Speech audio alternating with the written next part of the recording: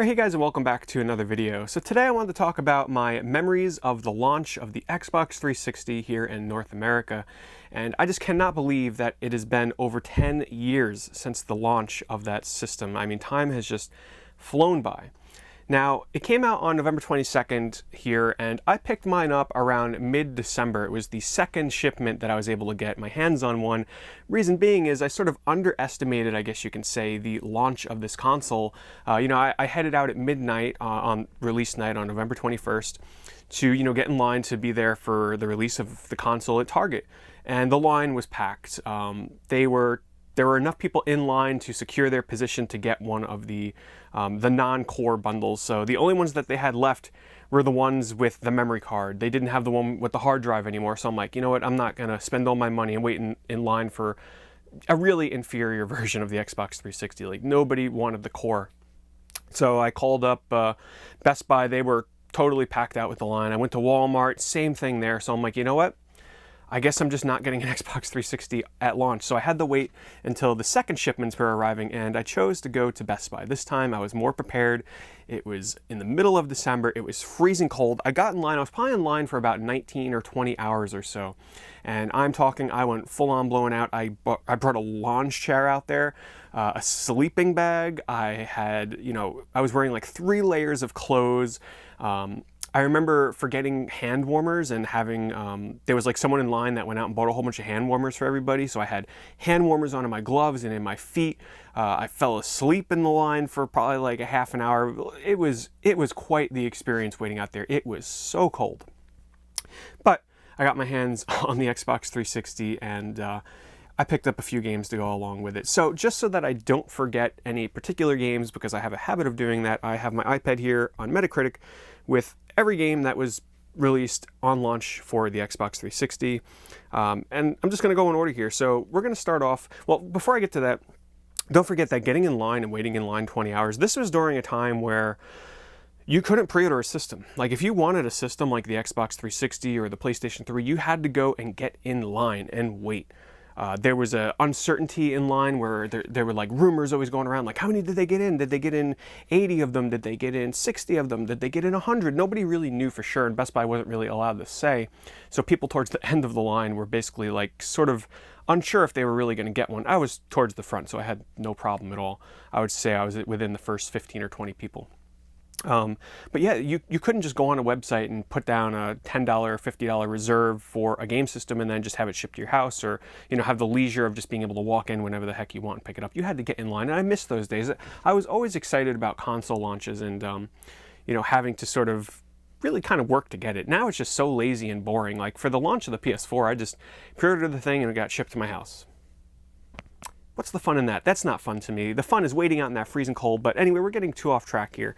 Let's get to the game. So, Cameo Elements of Power is probably one of the, I guess you can say, under the radar. It's a well-known game, but I think at the time of the launch of the Xbox 360, it was still one of those sort of undiscovered, hidden gems, if you want to use that term, for the launch of the 360. It was one of the final games put out by Rare that sort of had that Rare feel to it before they were sort of pushed by Microsoft into doing nothing but sports games like Kinect Sports and all that kind of, well, not my kind of games, let's just say. So this was one of their last efforts, except for maybe Vita Pinata, where they had their own creative freedom to do whatever they wanted. Was it Rare's best game? Was it the best launch game of the Xbox 360? In my opinion, no. It was a very good game. Really colorful. I just remember being really blown away by it, because at the time of the launch of the 360, there were no other games like it. It was a really well-realized world that felt like a CGI cartoon of sorts come to life. And I just remember really enjoying like exploring the world. It gave me that feel of playing, say, Banjo-Kazooie for the first time, or Super Mario 64 for the first time. Was it on the scale of those games? No, but I think it was a fantastic launch title to go along with the Xbox 360. And some would even say possibly the swan song of Rare before they sort of, well, started going downhill. I didn't play enough Viva Pinata to really speak on that game.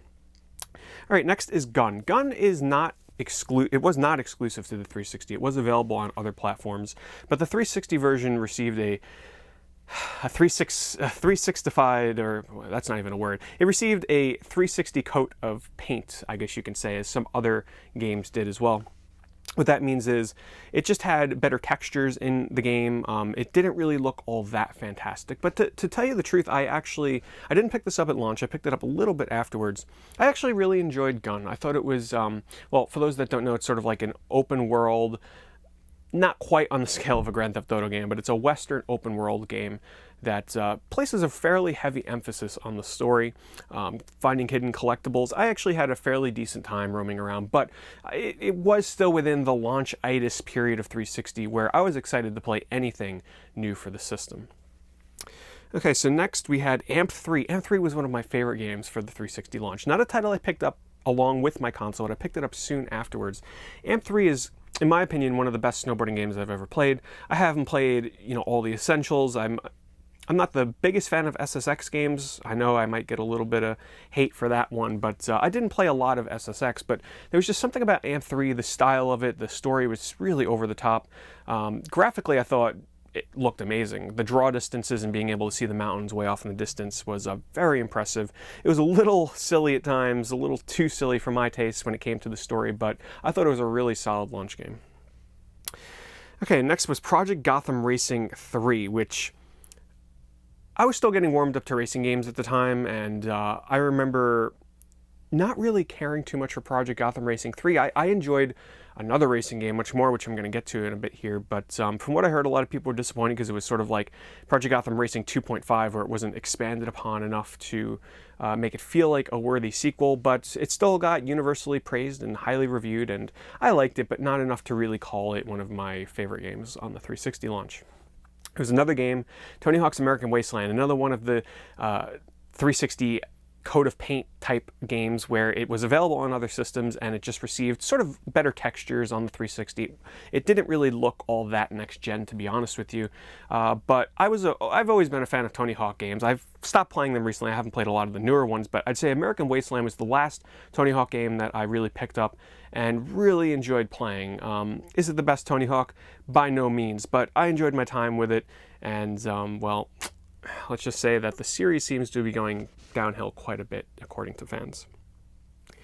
All right, next was Need for Speed Most Wanted. This wasn't the racing game I was talking about, but I loved Need for Speed Most Wanted. Now, keep in mind, this is the 2005 release, not the one from 2012, obviously, just to clear that up.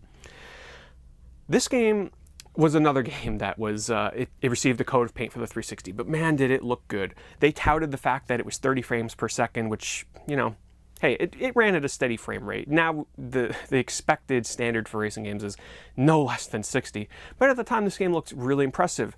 I hadn't really dabbled in Need for Speed games too much prior to this one. If you wanted to say, this may have been my first true exposure to the Need for Speed series. So I really enjoyed the cop chases and running away from the cops. It was really dramatic, a little cheesy with the sort of real-time filmed cutscenes that they had between the racers and everything, but it had this really unique feel, and Need for Speed was a really great launch game. All right, Condemned Criminal Origins. Now, let me just say that this is touted by many people as the best launch game for the Xbox 360. I can see that. I didn't play it because I played the demo, and you guys, some of you might know that I do not enjoy games that are all about jump scares. I'm very picky and choosy when it comes to my kind of horror-esque, scary games, and when I played the demo for Condemned, I'm like, I won't be able to enjoy this. Like, the fact that every 30 seconds something is jumping out from around a corner, scaring the heck out of me, I knew it wasn't the game for me. Was it a great game? Did it control great? Did it look great for the time of the launch? Absolutely. But for me personally, I passed on that one. Ridge Racer 6, one of my favorite games of all time on the Xbox 360. I haven't played a racing game since then within the arcade racer outside of kart racers such as Sonic All-Stars Racing or say some of the more recent Mario Karts or something, but when it comes to arcade racers that are not kart racers, nothing is top Ridge Racer 6 for me. I put so much time into that game, over 120 hours, playing a ton of online. I 100% of the single player mode, which any of you that have played Ridge Racer 6 and attempted that know how hard of a feat that actually is. It's a lot of work. But it was so rewarding, and unfortunately, I lost my save data. There was a time where I went to go play it again and something got corrupted and I cleared something out of my hard drive, some DLC. I lost the entire save data. So a little disappointing, but I have great memories with that game. And it, it was almost traditional with console launches, especially for a Sony console, to have a Ridge Racer game at launch. So something just felt sort of right having Ridge Racer 6 during the launch. Call of Duty 2.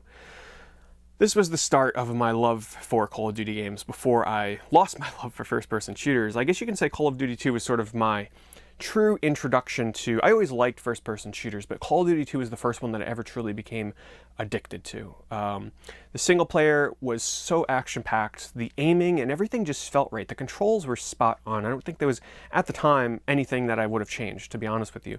Playing on veteran mode was just so hard, so rewarding when I beat that. It just felt like a true accomplishment, one of my biggest accomplishments at the time in gaming. Online was so much fun. I actually, before I recorded this video, I watched a video on YouTube of like people playing Call of Duty 2 online, and it just brought back so many memories of that pinpoint accuracy of just turning a corner and you have like literally half a second or less to like shoot someone in the head before they kill you. And it was so much fun. I really miss it. In my opinion, probably the best game that you can pick up at the launch of the Xbox 360. Perfect Dark Zero, the game that started my hatred for Steelbox games. So I have it right here. This is why I don't like Steelbox games. This is the first game I ever bought that came in a steel box like this, and I don't know why I got it, but here it is. And why did I hate it? Well, because when you put this on a shelf next to your other 360 games, it just looks so out of place. And ever since then, I just never liked buying steel books because I didn't like how out of place it looked next to all of my other games. It just stood out too much. But as a game, Perfect Dark Zero, looking back at it, if I look at it now, if I watch gameplay now, and I'm sure if I played it now, it wouldn't age that well. The controls are, they're not, I don't remember them being the greatest. They take some getting used to, especially with the jetpack stuff and all that. Graphically, at the time, I thought it was phenomenal. Like, it had, everything in that game had a gloss to it. Everything had a shiny sheen to it, where everything looked like it was like coated in oil or something, or ice. You know, it's just, they did that because, you know, previous console generations couldn't apply that sort of technology to graphics, and it just looked amazing. I remember like walking down, even the wood had a glossy metal look to it. I'm like, wow, this looks amazing. The most memorable scene to me was this ice level sort of early on in the game where you're out in the ice and snow, and oh my god, the ice walls just looked incredible. One of the coolest looking things I've ever seen in a game at the time. I played the single player, but the sticking point for me with Perfect Dark Zero was the online. It was fast, it was frantic, you know, depending on how many people you had would expand the size of the map. And when you're playing in a huge map with the jetpacks, I mean, it was pretty epic and pretty grand in scale at times. Did it take way too long to shoot and kill people? Without a doubt. But for a launch game, I thought it did a really great job. All right, there was Quake IV, which I played a little bit of. The frame rate and everything just kind of put me off. It didn't really look next-gen either, but keep in mind that a game like Quake IV coming out on the launch of a console like Xbox 360 was a really big deal, because this was sort of the start of the transition. You know, yeah, they were first-person shooters on PS2, that were ports of PC games, but this was the first like real attempt at during the next generation to sort of port PC games over, and they didn't quite get it, but it was almost there. It wasn't until I played Unreal Tournament 3 on the PlayStation 3, and eventually when it was ported to the 360, that I really felt that first-person shooters ports from PC games had really found a home on consoles. But Quake IV was a good attempt. One of my favorite launch games, I'd probably put it in as maybe number 2 or 3 of my favorite launch games, and it's not a widely accepted game within people's top lists of launch games. Peter Jackson's King Kong, the official game of the movie. So looking back at it now, if you were to look at this game, if it was released today, people would just look at it and say, oh, that's just licensed garbage. It's, you know, put out just to promote the film.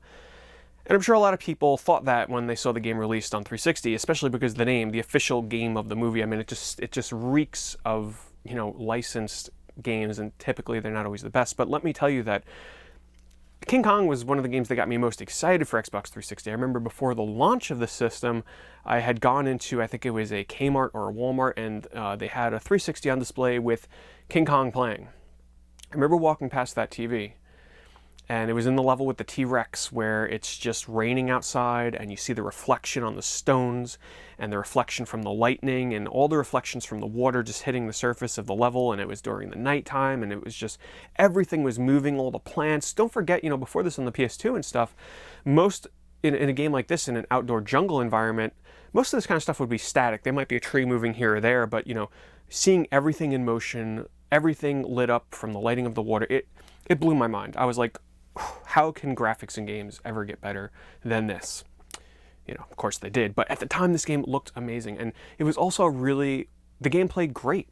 There was no HUD. It was very unusual for games during this time to not include a HUD. And by that I mean there were no life bars on screen, no ammo indicators. It was all visually just the game. So it really drew you into this experience. And yeah, the game was a little bit sort of repetitive, and the puzzles were very rudimentary, and you know, it was gameplay-wise, it could have been improved, but it was overall a really great package. One of my favorite launch games for the Xbox 360. Okay, and then when it comes to retail releases, that looks like it's about it. There were sports releases and other games, but those are the ones that I owned or had played at some point. Let me just briefly talk about the launch of Xbox Live Arcade. That was probably one of the biggest moments for the launch of the 360 for me, because it really brought in this sense of online connectivity, playing with friends, because yeah, you know, you were able to play big name releases on Xbox, on PS2, you know, even as far back as Dreamcast, like Phantasy Star Online or something. But there was just something about being able to pay a few dollars back when, you know, the most expensive game was $10 and most of them were like $3 or $5. Being able to just put down a few dollars and get an arcade game like Gauntlet or Smash TV and go online and play with friends. 4-player co-op, 2-player co-op. You know, one of my fondest memories was playing Robotron with another friend, where the 2-player online co-op was one of us moving the character and the other one moving the direction of where you would shoot. You know, and Xbox Live Arcade was just so mind-blowing for me. I picked up almost all the releases that they came out with within like the first year or so. And it was fun. It was great to be able to have these unique online experiences for a very cheap and affordable price that, you know, the original Xbox and PS2 didn't have. And, you know, over time, it got oversaturated because, of course, at the start of 360, they were released in very, you know, maybe 1 game a week, 2 games a week, or whatever it was. But eventually, it just became too much to keep up with, and I really miss those times. Anyway, it wasn't until December 29th that we got, finally, another retail release. So it was over a month before Xbox 360 owners were able to purchase a new game, which was Dead or Alive 4. I was looking forward to it. I wouldn't say I was the biggest fan of Dead or Alive games or fighting games in general at the time, but it was just really exciting to finally get my hands on a new game for my 360. And I didn't have to wait quite as long as some people, because I picked mine up. I had to wait maybe 2.5 weeks, but the wait was excruciating. I just wanted more games to play. Graphically, Dead or Alive 4 was awesome. The physics, if you know what I mean, were quite impressive. Very over-exaggerated at the time. And what came after that? Let's see. I think it was full auto on the Xbox 360, but you know what? I don't want this video to go on too long. If you guys want to hear more about me going on about games such as Oblivion and the launch of full auto, which was like after Dead or Alive, that was one of the next games that you had to wait forever to get. Anyway, leave a comment below. Let me know if you enjoyed this, and if there's enough demand, I'll make a second part where I'll just continue into, you know, 2006, 2007 time of Xbox 360, which is like its prime. Once Oblivion came out, people were like in heaven. So anyway, guys, thanks so much for watching, and I'll see you in another video soon.